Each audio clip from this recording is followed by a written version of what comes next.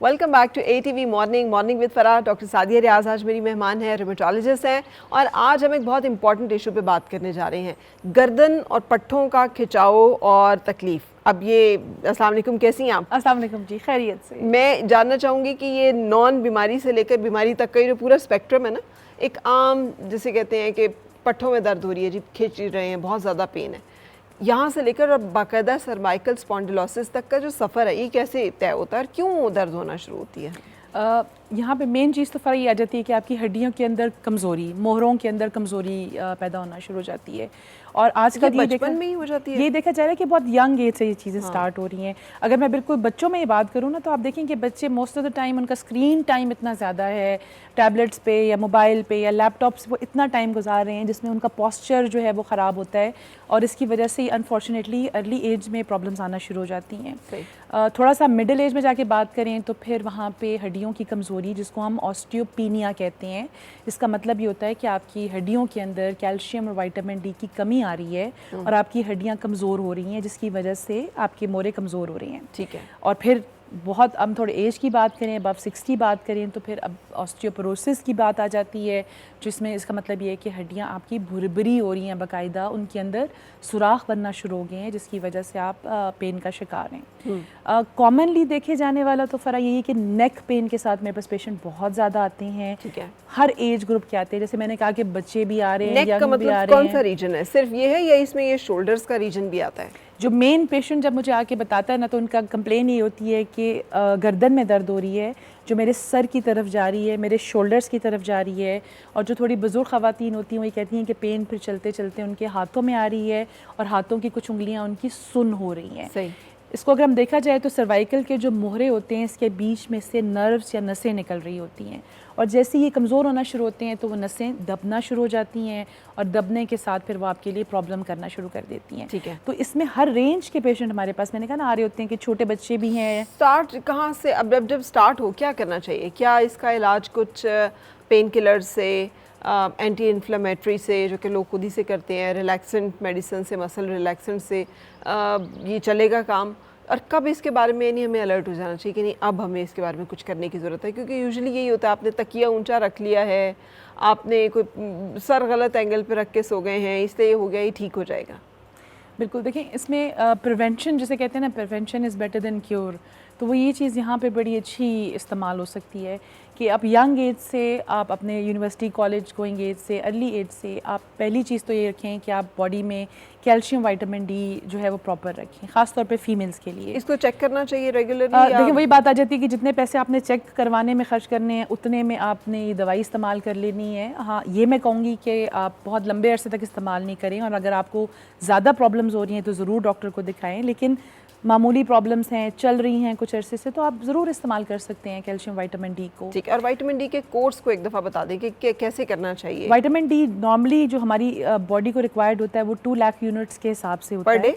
नहीं, 2 लाख यूनिट्स पर वीक, यानी कि हफ्ते में एक दफ़ा आपने लेना है और 4 हफ्ते लगातार ले लें, उसके बाद स्टॉप कर दें और उसके बाद आप 3-4 महीने के बाद यही दोबारा स्टार्ट कर दें। ठीक है। विटामिन डी लेते हुए मेक श्योर करें कि आप उसके साथ कैल्शियम और विटामिन के वो कम्बिनेशन में आते हैं, वो आप साथ ले रहे हैं। तो यंग बच्चों के लिए तो यही है कि देखिए जब काम कर रहे हैं तो फोकस करके बैठें, पोजीशन अपनी पॉस्चर सही करके बैठें, सही से कुर्सी का या बैक सपोर्ट का इस्तेमाल करें कि आप कुछ ऐसे एंगल में ना बैठें जिससे आपकी कमर पे जो है वो स्ट्रेस पड़ रहा है, गर्दन पे स्ट्रेस पड़ रहा है। अब जब थोड़ा सा नेक्स्ट उस पे लेवल पे एज पे आती हैं तो फिर वो ख़वातीन ख़ास तौर पे आ जाती हैं, और मर्द हजरात भी जो ऑफिस वर्क कर रहे हैं, जिनकी लाइफ स्ट्रेसफुल है, सुबह कुछ मीटिंग्स हैं, शाम में कुछ और चीज़ें हैं, इसी तरह फीमेल्स हैं जो बच्चे संभाल रही हैं, घर में कुकिंग भी कर रही हैं, हमारा शो भी साथ साथ देख रही हैं, तो इनके लिए मैं ये सजेस्ट करूँगी कि दिन में अपने लिए 5-10 मिनट निकालें। देखिए सीधा आप दवाइयों के ऊपर क्यों जंप करना चाह रहे हैं, ख़र्चा भी होगा, आप एक दवाई केमिकल भी इस्तेमाल करेंगे, आप पहले कुछ चीज़ें खुद से इस्तेमाल करें जो आपको लगे कि आपके लिए हेल्प कर रही हैं। तो ख़वातीन के लिए ख़ास तौर पे यही है कि कुछ तो अपने लिए 5-10 मिनट दिन में निकालें।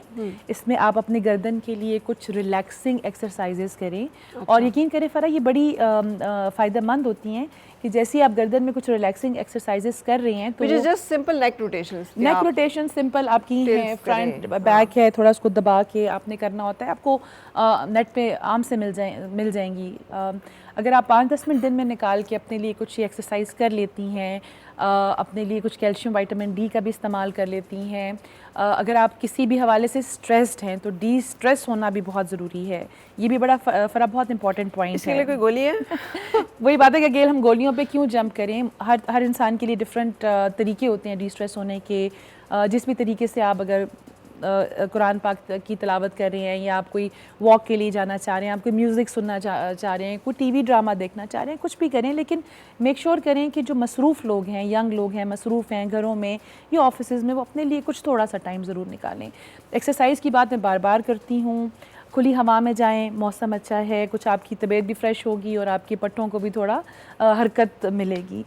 अब मैं आ जाती हूँ उन पेशेंट्स की तरफ जो एक्चुअली पेशेंट्स हैं, जिनके अंदर प्रॉब्लम चल रही है, जिनके या तो पट्टे कमज़ोर हैं, या उनके मोहरे कमज़ोर हैं, या उनकी नसें कमज़ोर हैं। और ये कोई जेनेटिकली आगे मुंतकिल होने वाला मसला भी है कि ये चला आ रहा है फैमिली में तो ये हो जाएगा? स्पॉन्डिलोसिस तो एज के साथ और टाइम के साथ साथ ये हो रहा होता है। सही। ये जेनेटिकली नहीं जाता, लेकिन ये है कि इसको हम जल्दी अगर कवर कर लें तो पेशेंट आगे जाके किसी भी किस्म के साइड इफ़ेक्ट्स, पैरालिसिस, खुदा न खास्ता सर्जरीज़ और मुख्तलिफ़ चीज़ों से वो बच सकता है। ठीक है। तो अब ऐसे पेशेंट्स जो कि हड्डियों की ऑस्टियोपीनिया या ऑस्टियोपोरोसिस का शिकार हैं, वो ऐसी एज ग्रुप में आ रहे हैं, अबव 50 हैं, उनको पेन्स रह रही हैं गर्दन में और उनकी तकलीफ़ ज़्यादा होती जा रही है, उन्होंने चलें कुछ कैल्शियम विटामिन डी कुछ चीज़ें कर भी लीं, लेकिन दर्दें और तकलीफ़ें ज़्यादा हो रही हैं, नमनेस हाथों पैरों में ज़्यादा हो रही है, तो यहाँ पे फिर डॉक्टर को दिखाना बहुत ज़रूरी है। अब यहाँ पे वो दवाइयाँ आएंगी जिसमें मसल रिलैक्सेंट्स भी आएंगे, पेन किलर्स भी आएंगी, और ये हड्डियों की ऑस्टियोपोरोसिस के लिए भी स्पेशल दवाइयाँ हैं, वो भी हम पेशेंट्स को देते हैं। अच्छा, अब ये कितना अच्छी तरह से ये मसला मैनेज हो सकता है कि ये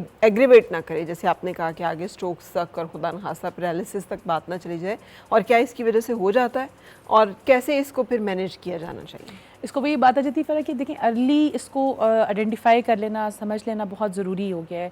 और मैं बात बार बार ये करती हूँ कि अब हमारे ज़माने में यंग एज में ये प्रॉब्लम्स आ रही हैं, और आपको कंटिन्यूसली अगर कुछ हफ्तों से प्रॉब्लम चल रही है तो पहला आपका पॉइंट ऑफ कांटेक्ट तो डॉक्टर होना चाहिए। अगेन हमारे पेशेंट्स में थोड़ी जल्दी होती है, वो ये कहते हैं जी कि बस फटाफट हमें कुछ बता दें कि बस हफ्ते के अंदर अंदर ये चीज़ बेहतर हो जाए। तो यहाँ पे मेरा मैसेज ये होगा कि इसके लिए थोड़ा सा टाइम हमें रिक्वायर्ड है, मिनिमम 6 महीने 8 महीने, जहाँ पे आपको मेडिसिन भी देंगे जो आपकी हड्डियों को पट्टों को स्ट्रॉन्ग कर रही हैं, मसल रिलैक्सेंट्स भी होंगे, जो ऑस्टियोपोरोसिस है उसकी ट्रीटमेंट भी होगी, साथ में फिजियोथेरेपी या एक्सरसाइज की भी सजेशन मैं आपको दूंगी कि आप ये भी साथ में स्टार्ट करें, और सीधा ही स्ट्रेट अवे कोई ऑपरेशन या सर्जरी या किसी और क्वैकरी की तरह खुदारा मत जाएं, क्योंकि आपकी जो स्पाइन है, आपकी जो गर्दन है, ये बहुत नाजुक हिस्सा है, और अगर खुदा ना खास्ता आप किसी गलत क्वैक और नीम हकीम के पास चले जाते हैं और वो कुछ भी ऐसी मैनिपुलेशन कर देता है तो आप काफ़ी साइड इफेक्ट का शिकार हो सकते हैं। अच्छा, ये मसले क्या इंडिविजुअल होंगे, यानी किसी एक शख्स में हो सकता है कि उसका सिर्फ सर्वाइकल का मसला और बाकी उसके जोड़ सारे नॉर्मल हो, या आपकी ऑब्जर्वेशन क्या है कि यूजुअली सर्वाइकल भी हो रहा है, घुटने में दर्द भी हो रहा है, छोटे जोड़ों में दर्द भी हो रहा है, बाकी बॉडी में ओवरऑल पट्टों में खिंचाव, नेक के साथ गर्दन के साथ एक बहुत बड़ा जो इंपॉर्टेंट है वो कंधे के पट्टों का खिंचाव है, जिसको पट्टों की कमजोरी में डाल रहे होते हैं। सो इसके बारे में बताइए कि कॉम्बिनेशन में आएगा ये या अकेले भी आ सकता है? अमूमी तौर पे ये देखा जाता है कि स्पाइन का प्रॉब्लम अलग से एक पेशेंट को आ रहा होता है, और अगर किसी को सर्वाइकल का प्रॉब्लम है तो 90% चांसेस है कि उसको लंबर या लोअर बैक पेन का मसला भी साथ में होगा। तो पट्टों का जो कमजोरी है वो कैसे जुड़ती है इसके साथ, और नेक के जो और शोल्डर्स के जो मसल्स हैं उनमें क्यों इतना खिंचाव और दर्द होती है? इसकी ये वजह होती थी कि जब आपके मोहरे कमज़ोर होते हैं और वहाँ पे जो नर्व्स निकल रही हैं वो पिंच हो रही हैं या प्रेशर का शिकार हो रही हैं, और वही नर्व्स निकल के आपके पट्टों को आगे जाके वो सप्लाई कर रही होती हैं। इसी वजह से आपके मसल्स जो हैं वो दुखना शुरू हो जाते हैं। आपकी स्पाइन की दोनों तरफ जो हैं वो मसल्स हैं जो जा रहे होते हैं, और जैसे आपकी स्पाइन कमज़ोर होती है या आपका पोस्चर टेढ़ा होता है तो फ़ौरन वो पट्टे जो हैं वो खिंचना शुरू हो जाते हैं। आमतौर पे अलग से आइसोलेटेड ही देखा जा रहा होता है कि सर्वाइकल का और लंबर या कमर का प्रॉब्लम जो है वो आ रहा होता है। जो आपने दूसरा जिक्र किया कि घुटनों की प्रॉब्लम और जो बाकी डिजनरेशन का प्रॉब्लम है, ये भी पेशेंट को स्टार्ट हो जाता है एक एज के बाद, बशर्ते कि वो उससे पहले थोड़ा सा अपना केयर कर लें। और अगेन पेशेंट ये बता रहे होते हैं कि पेन है, दर्द है, आवाज़ें कुछ आ रही हैं, सीढ़ियाँ चढ़ना उतरना उनके लिए मुश्किल हो रहा है। तो ऐसी स्टेज से आने से पहले ही प्लीज़ आप अपने लिए कुछ ऐसा कर लें कि आप अपनी हेल्थ को बेहतर कर सकें। बाज़-औक़ात यंग लोगों में भी आवाज़ें आ रही होती हैं, उसकी क्या वजूहात होती हैं? क्या वो भी इंडिकेट कर रही होती हैं कि जोड़ों में किसी किस्म की कमज़ोरी है, और उसको कैसे ट्रीट करना चाहिए? यंग लोगों में तो देखिए फ़रा मेरे पास जो आ रहे होते हैं उसमें या तो कुछ उनकी इंजरी होगी, जैसे बच्चे कुछ खेलते खेलते उनको स्पोर्ट्स इंजरी होगी, खुदा ना खास्ता कोई एक्सीडेंट किसी का हो गया, जो अंदर छोटे लिगामेंट्स या रेशे होते हैं जोड़ के अंदर, उसकी इंजरी होगी जिसको मेनिस्कल इंजरी हम कहते हैं। तो इस इंजरी का तो बहुत अच्छा इलाज रिहैबिलिटेशन के साथ है कि आप प्रॉपर्ली जोड़ का ख्याल करें, जोड़ की फिजियोथेरेपी करें, एक्सरसाइज करें, तो इस उम्र में, यंग उम्र में रिकवरी के चांसेस अच्छे होते हैं और ये लोग पेशेंट रिकवर कर जाते हैं। हाँ, ओल्ड एज में हमारे पास एक बड़ा सवाल आ जाता है कि अगर आपका कोई बुज़ुर्ग है जो 70 प्लस है, 80 प्लस है और उसको कोई हार्ट प्रॉब्लम है, कोई और मसले हैं, अब घुटना उसका काफ़ी ख़राब है, क्या उसकी मेडिकल कंडीशन ऐसी है कि वो घुटना बदली करवा सके? एक मेडिकल कंडीशन, दूसरा जेब की कंडीशन, क्योंकि नी रिप्लेसमेंट एक महंगा प्रोसीजर है। तो यहाँ पे रूमेटोलॉजिस्ट का रोल हम काफ़ी इम्पॉर्टेंट हमारा यहाँ पे आ जाता है कि हम मेडिसिन्स के ज़रिए, कुछ हम इंट्रा आर्टिकुलर या जोड़ के अंदर ऐसे इंजेक्शंस जेल के लगा देते हैं जो पेशेंट को रिलीव कर देते हैं और फिजियोथेरेपी के ज़रिए इन पेशेंट्स को हेल्प कर सकते हैं। मैंने बहुत सारे ऐसे लोगों को देखा है जो गलत जगह से जाके क्वैक्स पे इंजेक्शन बड़े शौक से लगा रहे हैं आजकल, और बहुत सारे लोगों को उससे फ़ायदे की बजाय उल्टा नुकसान हो रहा है। सो हाउ टू सी कि कहाँ से इंजेक्शन लगवाना है और इंजेक्शन भी कोई सही चीज़ का लग रहा है कि नहीं लग रहा। देखिए, एज अ पेशेंट आपका राइट है कि आप जो भी प्रोसीजर करवाने जा रहे हैं आप ज़रूर पूछें डॉक्टर से। आई नो कि बहुत से डॉक्टर्स गुरेज करते होंगे, बताते नहीं होंगे कि वो कौन सी दवाई या कौन सा इंजेक्शन लगाने जा रहे हैं, लेकिन आपका राइट है, आपका हक है कि आप डॉक्टर से पूछें जी कि आप कौन सा इंजेक्शन लगाने जा रहे हैं। बहुत सारे केसेस में स्टीरॉइड के इंजेक्शन इस्तेमाल होते हैं जोड़ों के अंदर, जो कि फ़ायदा करने की बजाय उल्टा नुकसान ही करना शुरू कर देते हैं, और पेशेंट ये कहते हैं जी हमने तो टीका लगवाया था, हमें तो हफ्ते के अंदर अंदर दोबारा से हमारा ख़राब हो गया वो चीज़। तो मेक श्योर करें कि आपको पता हो कि कौन सा टीका लगना जा रहा है, किस चीज़ का टीका लगना चाहिए। जो हम इस्तेमाल कर रहे हैं और जो बाहर के मुल्कों में भी इस्तेमाल हो रहा है वो जेल इंजेक्शंस हैं जिसका केमिकल फार्मूला हाइलोरेनिक एसिड है, और ये बिल्कुल उससे मिलता जुलता फार्मूला है जो आपकी अंदर नी के अंदर जो कार्टिलेज या नरम हड्डी होती है उससे मिलता जुलता फार्मूला है। सही। और इससे बेनिफिट ये होगा कि ये अंदर नी को नरम भी करेगा, इसको रिपेयर भी करता है, और आने वाले टाइम में जितनी इसमें डीजनरेशन हो रही होती है वो उसको भी स्लो डाउन कर देता है। तो आप मेक श्योर करें कि आप पूछें कि स्टीरॉइड लगा रहे हैं या डॉक्टर कोई और टीका लगा रहे हैं, कोई भी प्रोसीजर होने से पहले आप ये प्लीज़ पता करें। लेकिन ये प्रोसीजर्स एक्चुअली हेल्पफुल हैं, जैसे मैंने कहा कि बुजुर्ग पेशेंट्स में जो ऑपरेशन के लिए नहीं जा सकते उनके लिए अगर हम इंजेक्शंस लगा दें तो उनके लिए सही जगह से सही इंजेक्शन लग जाए तो उनका मैक्सिमम साल 1.5 साल अच्छा गुजर जाता है, और ये बुजुर्ग बजाय कि हर वक्त पेन किलर्स खाते रहें एक रिलैक्स लाइफ गुजार सकते हैं। वापस आते हैं गर्दन की तरफ। सो गर्दन में डिफरेंट मोडेलिटीज़ जो हैं वो यूज़ की जाती हैं कि ये आप बहुत सारी गर्म करने की चीज़ें हैं कि उससे आप कर लें तो वो ठीक होगा, सपोर्ट कॉलर्स भी आ जाते हैं। तकिए का कितना इंपॉर्टेंट रोल और किरदार है, क्या एंगल होना चाहिए लेटते सोते वक्त, इसके बारे में भी कुछ बताइए। बिल्कुल, देखिए इनिशियली जब पेशेंट अचानक गर्दन की दर्द के साथ हमारे पास आता है तो उस वक्त 2 हफ्ते के लिए नेक कॉलर, सॉफ्ट कॉलर मैं उनको बताती हूँ।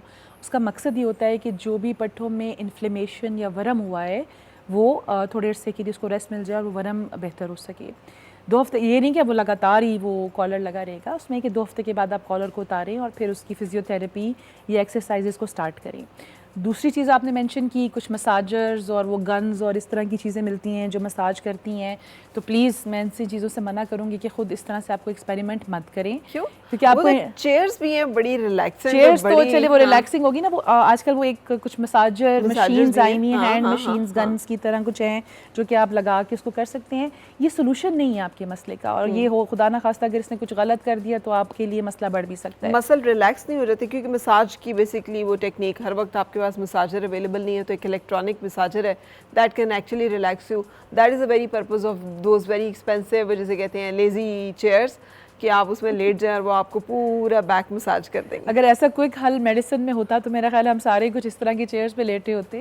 देखिए, हमारी बॉडी है और एक जीता जागता ऑर्गन है, सेल्स हैं, टिश्यूज़ हैं, इसको भी कॉन्स्टेंटली जो है वो एक्सरसाइज की ज़रूरत है, मूवमेंट की ज़रूरत है।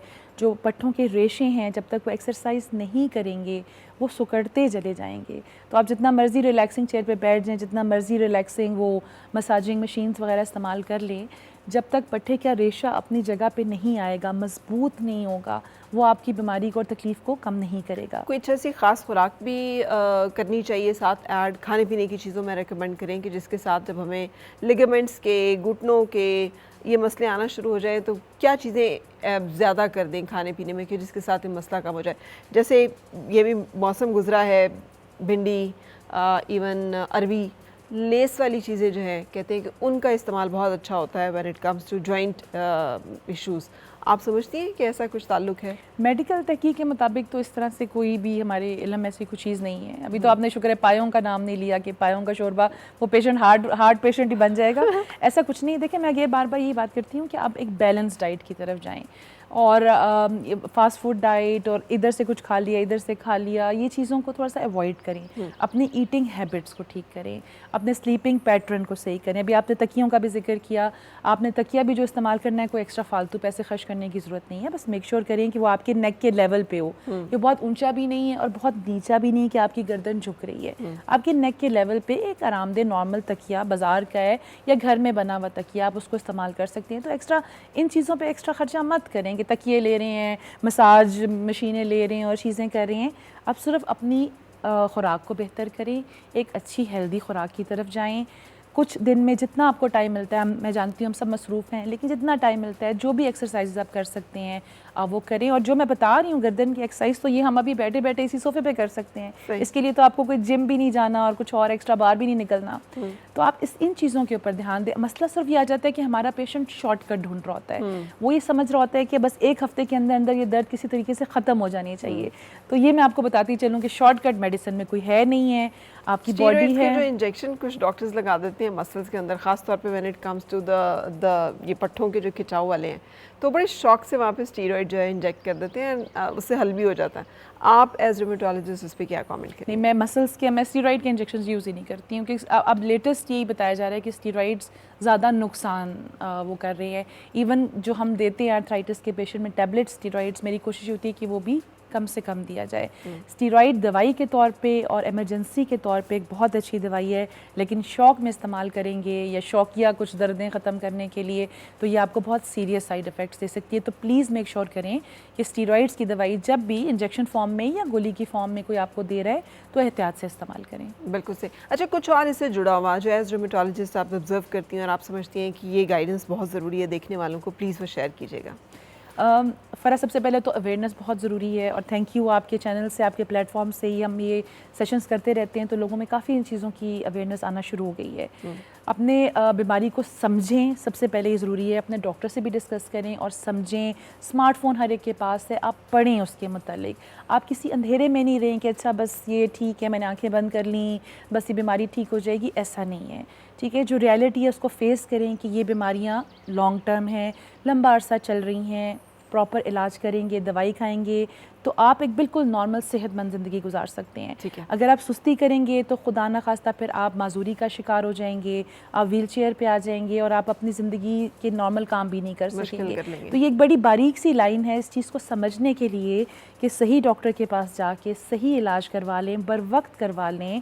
और उस वक्त चलो ठीक है आपका ख़र्चा हो गया, आप सेहत की तरफ चले गए, और बजाय इसके कि खुदा न खास्ता आपकी बीमारी बिगड़ जाए और उसके पर लाखों की सर्जरीज़ और लाखों के खर्चे, आप उस चीज़ को बहुत आसानी से अवॉइड कर सकते हैं। Thank you so much doctor Sadia for being with us and sharing this information.